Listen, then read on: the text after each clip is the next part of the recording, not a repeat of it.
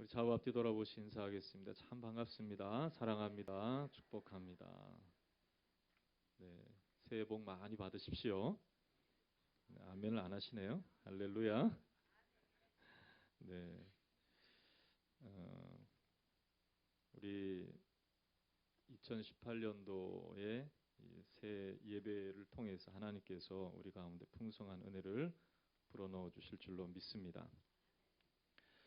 여러분 어떻습니까? 겉은 화려하고 웅장한 모습을 가졌지만 점점 무너져가는 그러한 모습이 좋겠습니까? 아니면 지금은 자꾸 초라하지만 점점 지어져가고 점점 만들어져가는 모습이 좋겠습니까? 당연히 무너져가는 것보다는 지어져가는 게 훨씬 좋다는 것을 아실 것입니다. 우리 새해에는 예수 안에서 성령 안에서 우리 주신 하나님의 우리 교회 공동체 가운데 주신 표대로 지어져 가는 우리가 될 수 있기를 주의 이름으로 축원합니다. 그러나 무엇으로 지어져 가느냐 하는 것은 참 중요한 것입니다. 만일 우리의 인생을 또 신앙생활을 마치 해변의 모래를 짓는 모래성과 같이 순간적인 것으로 지어져 간다면 문제가 될 수 있는 것이죠. 예수님께서 하신 말씀처럼 삶의 주초를 기초를 반석 위에 두지 않고 모래 위에 둔다고 한다면 이 사람은 어리석은 사람이 되는 것입니다. 평상시에는 아무렇지 않아 보여도 바람이 불고 또 비가 내리고 그러면 모래 위에 세운 집, 그 집은 반드시 무너지게 되어 있기 때문에 그렇습니다. 이것을 한자성어로 사자성어로 사상누각이라고 합니다. 모래 위에 세운 집이죠. 이렇게 사상누각화 되어지지 않기를 원하는 마음으로 우리가 주님께서 주신 삶을 바르게 지어 올려야 하겠는데요. 사상누각과 같이 그렇게 살아갔던 사람들의 예를 여럿이 찾을 수 있겠지만은 그러나 성경에서 가장 큰 예로 찾을 수 있다면 참 불행하게도 이스라엘 백성들이었습니다. 이 이스라엘 백성들은 구약이나 신약에서나 눈에 보이는 성전 건축은 성공하였습니다. 그러나 눈에 보이지 않는 신앙을 구축하여 세우는 데는 실패하여서 이들의 신앙이 처음은 창대했는데 나중은 정말 미약한 그러한 존재가 되고 만 것이죠.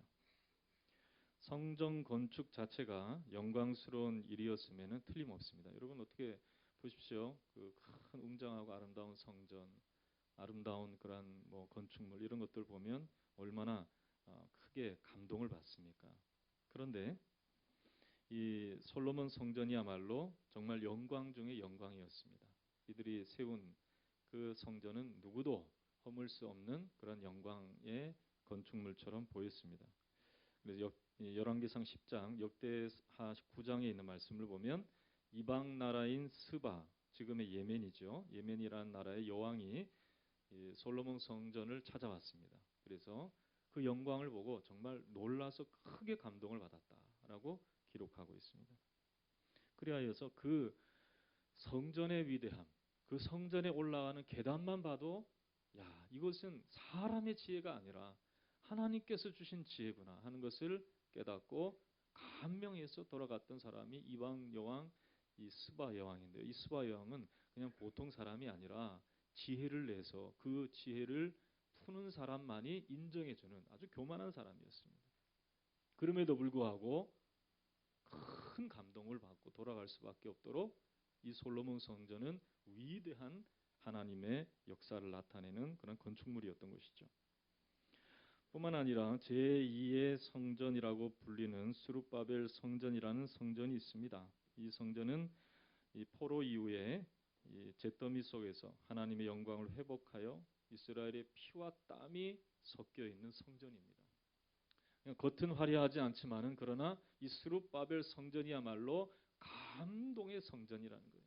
이스라엘 백성들이라면 누구나 다 잿더미 속에서 이 아수르와 바벨론에 의해 짓밟힌 이스라엘이 성전을 다 이뤘는데 근데 이 스룹바벨 성전을 통해서 다시금 하나님이 이스라엘 가운데 임재하고 계시구나 하는 것을 감동으로 깨달을 수 있는 성전이 스룹바벨 성전이에요. 제3의 성전이 있습니다. 제3의 성전은 헤롯 성전이라고 하는 성전이 있습니다. 이 성전도 46년이나 되는 공사기간을 거쳐서 예수님 당시만 해도 이 성전이 지어진 지가 46년이 되었다라고 할 정도로 긴 공사기간이 있었어요. 그리고 예수님 당시에도 이 헤롯 성전은 계속 지어져 갔고요. 주후 64년경까지 완성될 정도로 100년의 역사를 자랑하는 그러한 성전이었습니다. 그러나 여러분, 제1성전인 솔로몬 성전도, 제2성전인 수룹바벨 성전도, 제3성전인 헤롯 성전도 다 역사 속에서 무너졌다는 거예요. 다 허물어졌다는 거예요. 눈에 보이는 이 성전은 다 허물어진 성전이 될 수밖에 없었던 것은 왜 그렇습니까?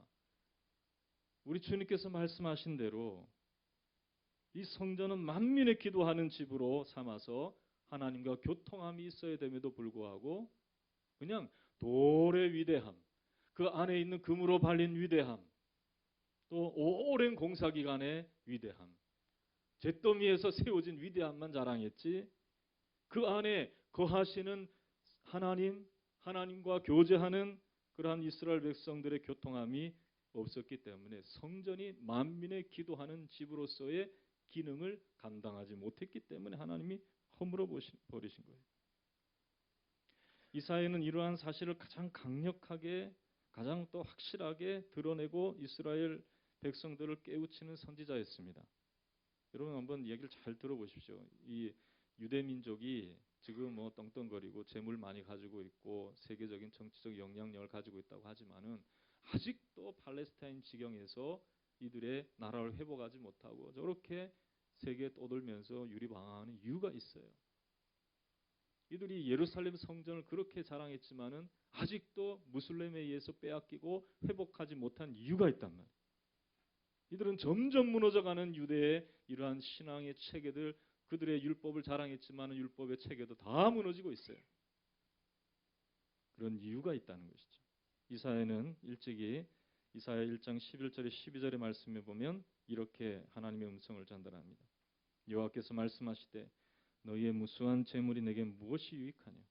나는 순양의 번제와 살찐 짐승의 기름에 배불렀고 나는 수송아지나 어린 양이나 숫 염소의 피를 기뻐하지 아니하노라. 너희가 내 앞에 보이려 오니 이것을 누가 너희에게 요구하였느냐? 내 마당만 밟을 뿐이니라. 그냥 보이러 오니 누가 너희에게 와서 내게 그렇게 하라고 말했느냐는 거예요. 누가 너희한테 와서 그저 마당만 밟으라고 그렇게 얘기했느냐는 거예요. 하나님의 거하시는 성전, 하나님의 임재를 경험하지도 못하고 형식적인 신앙에 치우쳐서 그저 눈에 보이는 그 성전이 자신을 지켜준다고 생각하는 어리석은 그러한 신앙 가운데 있었기 때문에 하나님은 돌로 만든 성전을 다 허물어 버리십니다. 여러분, 예수님은 이사야의 이 말씀을 인용해서 마태복음 15장 7절에서 9절에서 이렇게 말씀했습니다. 외식하는 자들아, 이사야가 너희에게 관하여 잘 예언하였도다. 일러스되 이 백성이 입술로는 나를 공경하되 마음은 내게서 멀도다. 사람의 계명으로 교훈을 삼아 가르치니 나를 헛되이 경배하는도다 하였느니라. 이들의 신앙의 근본인 마음이 하나님으로부터 떠나 있었기 때문에 하나님은 성전, 눈에 보이는 성전, 임재의 상징인 성전을 그냥 아낌없이 허물어 버리시고 가차없이 하나님께서 허물어 버리신 것입니다. 여러분, 진실함과 영혼이 빠져버린 예배, 이미 하나님께서 내어치신 지가 수천 년 전이에요. 우리가 주님 앞에 나왔을 때에 하나님 앞에서 우리가 쌓아가야 할 것은 눈에 보이는 웅장함이 아닙니다. 이것은 점점 허물어져 가는 것입니다. 우리가 치워져 가야 할 것은 우리의 내면 속에 하나님이 영이 임재하시고 주님이 나와 교통하시고 주님의 축복의 말씀이 내 심령에 들려지고 하나님의 말씀으로 회개하여 입술로만 하나님을 경외하는 것이 아니라 마음을 다해서 하나님을 경외하는 삶을 살아가는 우리가 되어야 할 줄로 믿습니다. 그러려면은 우리가 어떻게 우리의 삶의 우리 신앙의 재료를 가지고 하나님 앞에 정말 돌로 지어진 성전이 아니라 하나님께서 정말 받기를 원하시는 만민이 기도하는 집으로 우리가 지어져 나갈 수 있을까? 우리는 생각해야만 합니다. 성전이 다 허물어졌다면은 다시 하나님께서 성전을 세우시잖아요. 하나님의 임재가 있기 때문에 예수님께서 미리 말씀하셨듯이 예수님의 몸으로 성전을 세우시겠다 그랬습니다. 예수님의 몸은 다름이 아니라 우리 교회를 말하는 것입니다. 머리이신 예수님, 몸인 우리 지체들로 말미암아 세워지는 성전, 우리의 모임, 이것을 말하는 것이죠. 재료가 달라진 거예요. 돌과 금과 나무와 놋과 다른 이러한 것들로 세워지는 그러한 성전이 아니라 다른 재료들로 하나님께서 성전을 지으시겠다. 이것은 점점 지어져 가게 하시는 하나님의 섭리 속에 우리에게 주어진 다른 재료라는 사실을 기억하시기를 주의 이름으로 축원합니다. 그것을 우리 마음속에 새겨야 되는 거예요. 작년에 우리 2017년도를 돌아볼 때 두 가지 큰 사건이 있었죠. 2017년도에 우리 수능 전날 있었던 포항에 포항이 맞나요? 네, 포항의 지진이 있었죠. 또 참 안타까운 사건이었는데요. 뭐 겨울 되면 늘 뭐 한두 건은 있지만은 참 안타까운 사건이었어요. 충북 제천의 화재 참사. 참 너무나 안타까운 사건인데요. 이 두 가지 사건 다 문제가 있는 건물이 주목이 됐습니다. 두 가지로 요약할 수 있는데 하나는 필로티라고 하는 구조로 지어진 이 건물에 대해서 언론이 많이 이야기했었죠. 이 필로티라는 구조는 벽을 헐어내고 기둥만 세워서 1층의 주차장을 확보하기 위해서 지어진 다가구 주택의 그런 모양입니다. 뭐 다가구뿐만 아니라 뭐 건물을 지을 때도 필로티 구조로 해서 빌딩을 세우기도 하고 합니다. 그렇게 하기도 하는데 그런데 이 담이 없이 기둥만 드러난 구조인 이 건물이 이 지진에 흔들려서 결국은 골격 자체가 막 드러나고 뭐 부서지고 하는 그런 일들이 벌어진 것이죠. 이런 약점이 있다는 것을 알게 된 거예요. 그리고 두 번째로는 드라이비트라고 하는 그 재료로 건물 외관을 마감하는 것이 문제점이 있었습니다. 이 드라이빗이라는 것은 이 스티로폼에다가 여러분 잘 아시죠? 이 스티로폼에다가 시멘트를 입혀가지고 마감을 한 거예요. 그런데 이 재료는 공기도 짧고 비용도 적게 들어서 벽돌이나 대리석으로 마감하는 것보다 더 선호하는 그러한 공법이 되어서 이 공법으로 1980년도에 들어왔는데 이 공법으로 많은 건물이 지어졌다는 거예요. 그런데 이 공법의 가장 취약한 문제는 불이 났을 때라는 거예요. 2015년 의정부 아파트 화재 시에도 이 공법으로 아파트가 드라이빗이라고 하는 이 스티로폼에다가 시멘트를 입힌 것으로 외관을 마감을 했는데 그게 그만 불이 나버린 거예요. 그래서 130여 명의 사상자가 나왔고요. 300여 명의 이재민이 발생한 사건이 2015년도에 있었던 거예요. 그런데 이번에 이 충북 제천에 화재가 난 이 참사의 건물은요. 이 두 가지 문제점, 필로티 구조와 드라이빗 공법이 같이 섞여 있었다는 거예요. 그러니까 둘 중에 하나만 제대로 지었다면 필로티 구조가 아니라 그냥 벽면으로 돼 있었다면 드라이빗이라고 하는 재료를 마감하지 않고 벽돌이나 대리석으로 마감했다면 그런 사건은 일어나지도 않았다는 거예요. 그냥 안에서 불이 나서 그냥 불을 끄는 그 정도로 끝나고 말았을 수도 있었다는 것이죠. 바른 재료, 바른 공법으로 지어지지 않았기 때문에 이 제천의 참사는 막을 수 없었다는 거예요. 이것을 전문가들이 신문 기사에 기사를 내보내기도 했죠. 어떤 재료로 어떤 공법으로 건물을 지어 올렸든 평상시에는 아무런 문제가 없어 보입니다. 오히려 더 이뻐 보일 수도 있어요. 문제가 있는 그런 공법으로 지어지고 문제가 있는 재료로 지어졌다 할지라도 평상시에는 아무 문제가 없어요.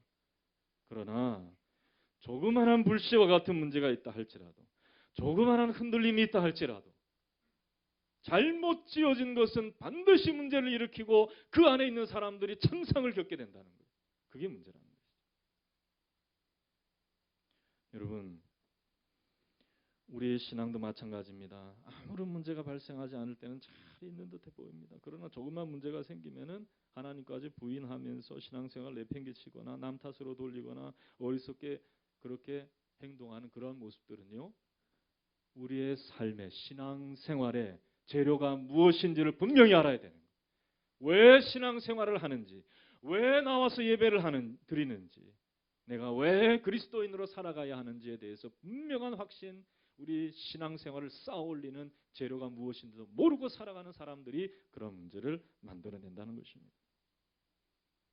바울은 오늘 우리가 하나님과 함께 교제하며 지어져가는 인생으로 우리가 살아갈 수 있도록 우리 가운데 분명한 우리 신앙의 재료를 얘기하고 있어요. 우리 성전의 재료를 얘기하고 있어요. 20절부터 22절에 있는 말씀을 보면은 이렇게 기록하고 있죠. 너희는 사도들과 선지자들의 터 위에 세우심을 입은 자라 그리스도 예수께서 친히 모퉁이 돌이 되셨느니라 말씀했습니다. 한번 따라해 볼까요? 사도들과 선지자들의 터 위에 세우심을 입은 자라 그리스도 예수께서 친히 모퉁이 돌이 되셨느니라. 여러분, 우리의 삶 가운데 하나님의 처소로서 하나님이 만민이 기도하는 집으로서 우리를 지어져 가실 때 그 재료를 뭐로 사용하셨습니까? 선지자들을 사용하셨다는 거예요. 먼저 선지자들을 통해서 예수 그리스도의 오심을 예언할 수 있도록 하신 거예요. 그것을 분명히 목도하는 증인으로서 사도들이 세워진 거예요. 예수님께서 이 땅에 메시아로 오셨다 하는 것을 증언하는 자들로 사도들을 세우신 거예요. 그게 재료예요. 그게 터예요. 그게 터. 그리고 예수님께서 거기에 무엇이 되셨냐면 모퉁이 돌이 되셨다는 거예요. 그리고 그 안에서 우리가 지어져 간다는 거예요. 우리 말씀해 보면. 그럼 재료가 무엇입니까? 선지자, 사도, 그리고 예수님 모퉁이 돌이라 하셨으니까. 그리고 중요한 재료인 우리가 재료가 되는 거예요. 여러분, 베드로 사도는 이렇게 말씀했습니다. 베드로전서 2장 4절에서 5절에서 사람에게는 버림받으었으나 하나님께는 택하심을 입은 보배로운 산돌이신 예수님께 나아갔다 합시다. 산돌이신 예수님. 그러니까 살아있는 돌이에요. 살아있는 돌. 그러니까 죽은 돌.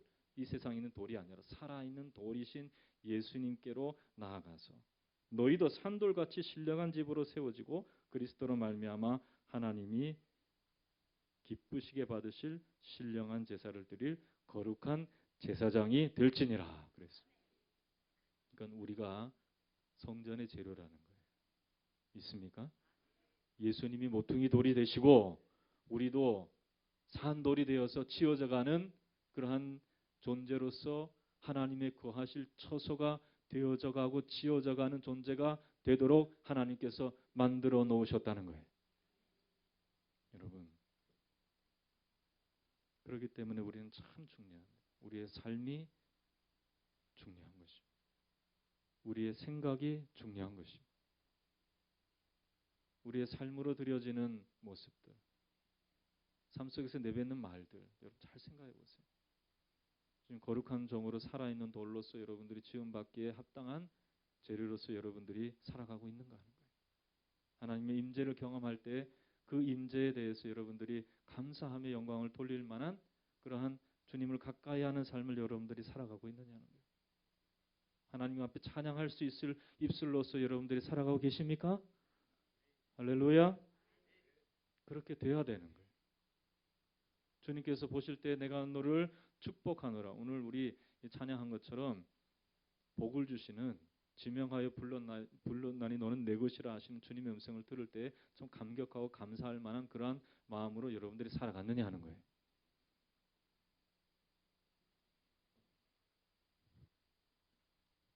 오늘 우리는 우리의 삶 가운데 이러한 하나님께서 받으실 만한 재료가 되기 위해서 우리는 두 가지 틀 속에 우리를 가두어야 된다는 것을 오늘 성경이 말씀하고 있습니다.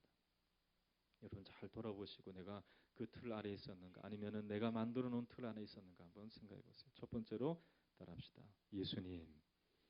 예수님이 여러분들의 신앙과 여러분들의 생활과 여러분들의 모든 삶의 틀이 되어야 할 줄로 믿습니다. 다른 것으로는요, 여러분 하나님 앞에 드려질 수 있는 거룩한 산돌로 지어질 수도 없어요.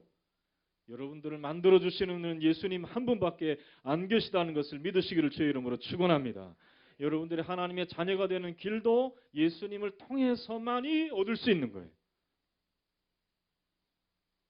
여러분 봅시다. 21절 한번 봅시다. 21절, 20절 우리가 읽었죠. 21절 한번 읽겠습니다. 시작. 그의 안에서 건물마다 서로 연결하여 주 안에서 성전이 되어가고, 한번 따라합시다. 주 안에서 성전이 되어가고. 여기서 주어는 누굽니까? 네? 너희는 이라는 거. 20절에 나와요. 너희는 그의 안에서 건물마다 서로 연결하여 주 안에서 무엇이 되어가고? 성전이 되어가고. 여러분 예수 안에 있을 때 우리가 성전이 되어가는 거예요. 예수님 밖에서는 우리가 아무것도 할 수가 없어요. 예수님 안에 있을 때만 되는 거예요. 여러분 11절 이후에 있는 말씀에도 동일하게 예수님이 육체로 하나님과 우리 사이의 중간에 막힌 담을 허시고 하나님과 이방인 사이에, 하나님과 죄인 사이에 담을 허셨다라는 말씀이 있습니다. 이 담은 예수님께서 십자가로 허셨는데요. 이 담은 다름이 아니라 율법이라고 15절에 말씀하고 있습니다. 14절과 15절의 말씀, 그는 우리의 화평이신지라 돌로 하나를 만드사 원수된 것 곧 중간에 막힌 담을 자기 육체로 허시고 법조문으로 된 계명의 율법을 폐하셨으니 이는 이 돌로 자기 안에서 한 세 사람을 지어 화평하게 하셨다라고 했습니다. 율법이 왜 담이 됐습니까? 사실 율법은 담이 아니라 이스라엘에게 주어진 축복입니다. 하나님의 축복의 문이에요. 그러나 이 율법은 두 가지 기능이 있는 거예요. 한번 따라해 볼까요? 축복과 저주. 이 두 가지를 같이 갖고 있어요. 지키면 축복이지만 지키지 못하면 저주라는 거예요. 그러니까 율법의 일점일획도, 율법의 한 구절의 말씀도 어기면 이들은 축복을 받는 것이 아니라 뭘 받는 거예요? 저주를 받는 거예요. 모세를 통해서 주신 십계명의 말씀뿐만 아니라 그 십계명의 말씀을 지켜야 될 여러 가지 법조문을 하나님께서는 이스라엘 백성들을 성결케 하기 위해서 주셨어요. 그것을 가지고 또 이 유대인들은 더 많은 율법과 금령과 법령을 만들어냈죠.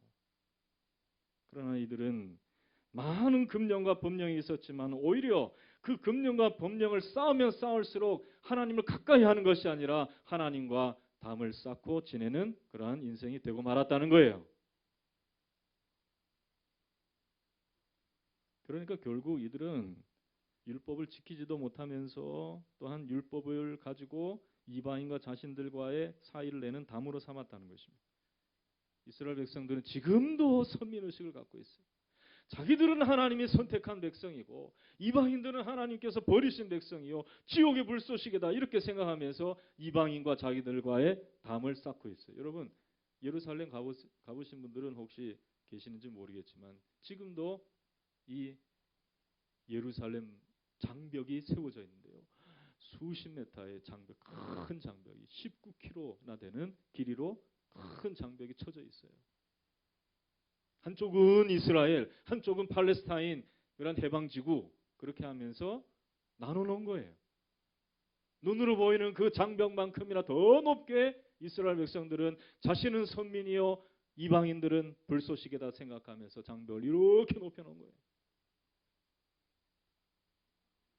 그 담을 허시는 분이 누구이십니까? 예수님밖에 없다는 거예요. 다윗의 자손으로 오신 유대인으로 태어나셨지만 온 인류의 죄를 사하시기 위해 십자가를 지신 예수님 외에는 율법의 요구를 만족시킬 만한 사람이 이 세상에 한 명도 없기 때문에 예수님께서 율법의 요구를 다 이루시고 율법이 정한 바 인생의 죄의 짐을 다 짊어지시고 십자가에서 우리를 대신하여 저주의 죽음을 당하신 거예요.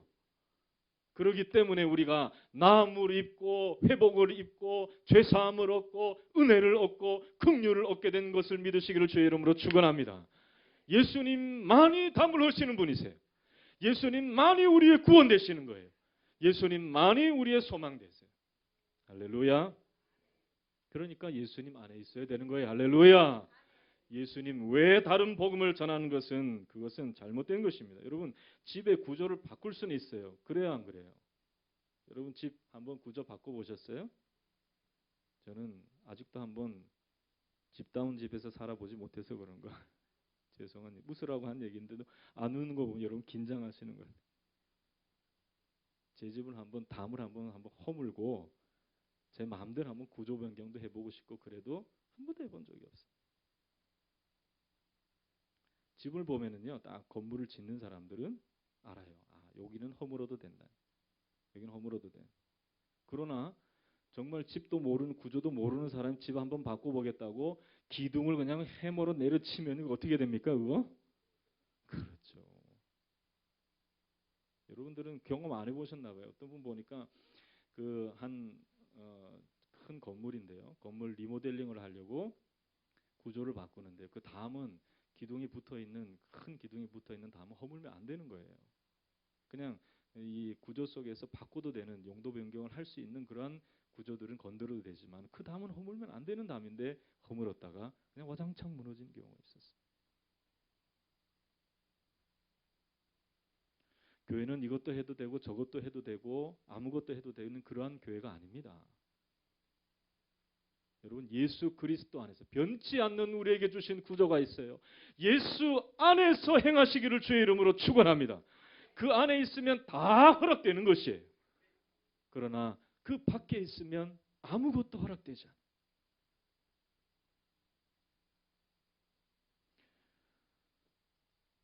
여러분, 사도 바울은요, 그리스도의 은혜로 너희를 부르신 이를 이같이 속히 떠나, 예수 그리스도죠.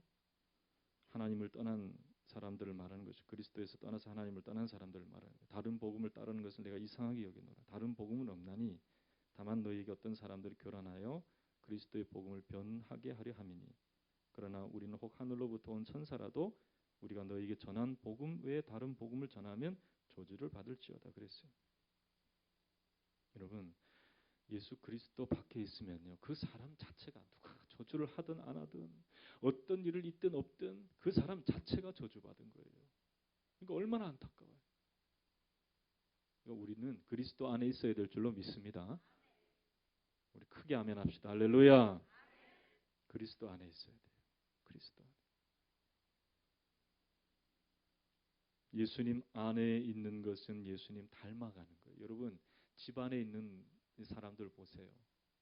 저를 누가 제일 많이 닮았을까요?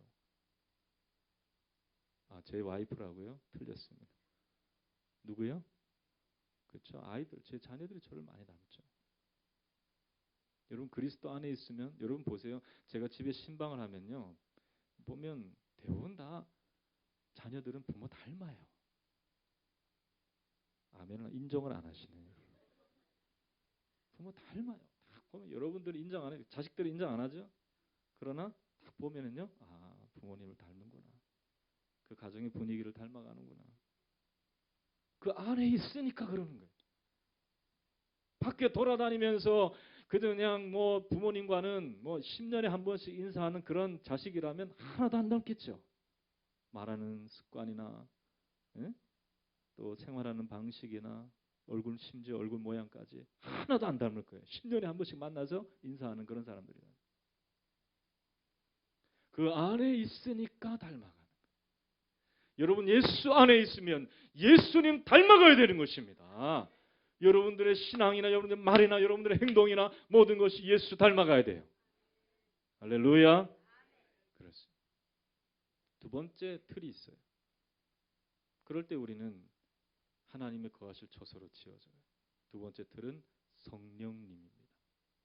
따라합시다. 성령 안에서 지어져 간다. 22절 같이 읽겠습니다. 22절 시작. 너희도 성령 안에서 하나님이 거하실 처소가 되기 위하여 그리스도 예수 안에서 함께 지어져 가느니라. 할렐루야. 너희도 성령 안에서 하나님의 거하실 처소가 되기 위하여 그리스도 예수 안에서 함께 지어져 가느니라. 성령님은 예수님의 영입니다. 하나님께서 예수님을 통하여서 우리에게 주시는 영인 것입니다.